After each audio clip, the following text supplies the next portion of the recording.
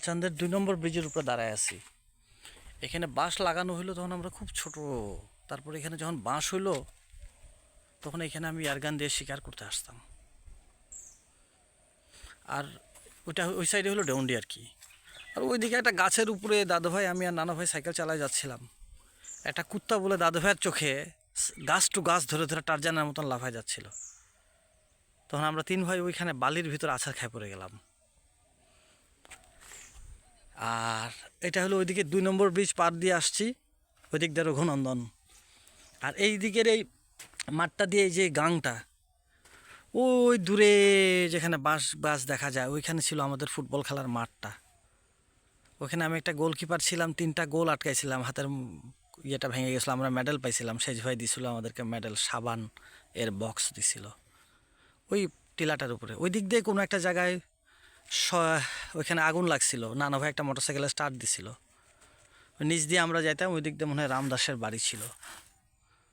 স্বপ্নের জায়গা। আমার মনে হয় এখানে আমি যদি একটা রাত থাকতে পারতাম, একটা তাঁবু নিয়ে চুপচাপ, মানে কাউকে দেখানোর জন্য না, হ্যাভ জাস্ট কাম। আমার মনটা খুব কাঁদতেছিল। ইভেন আমি আজকে জুম্মা পড়ি নাই। আমি বলছি যে এদিক দিয়ে আমি খালি ঘুরবো। I want to see the entire things. I want to see the entire things. এদিক দিয়ে হাঁটতে হাঁটতে চলে আসতাম। এটা ছিল আমাদের বিকেলে হাঁটার এবং খেলার একটা একমাত্র জায়গা। আর এখানে প্রচুর শিকার করছি আমি। এই বাঁশ বাগানের ভিতরে সন্ধ্যার সময় চলে আসতাম এয়ারগান নিয়ে, এখানে এসে আমি শিকার করতাম। এই ব্রিজের উপরে আমরা বসতাম। কান্না লাগতেছে।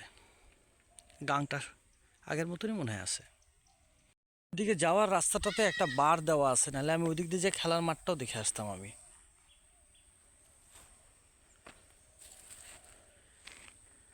এখানে বাঁশ গাছ লাগাইছিল তখন সম্ভবত মনসুর সাহেবের আমলে বাঁশ গাছ। আর ঘুঘু, কারেন্টের তার একটা ঘুঘু বানাইছিলাম আমি। বাসায় নিয়ে গেলাম, মা সুন্দর করে রেঁধে দিল, আমি গুটগুট করে খেয়ে ফেললাম। মায়ের রান্না কি সুন্দর ছিল। পৃথিবীটা এত সুন্দর। আমি যদি এখানে একটা দিন এসে যদি আমি এখানে শুয়ে থাকতে পারতাম সারাটা দিন আর কি, একা হবে না, একা থাকা যাবে না, সারাটা দিন কোনো একটা ভাইকে নিয়ে এসে এখানে আমি যদি শুয়ে থাকতে পারতাম।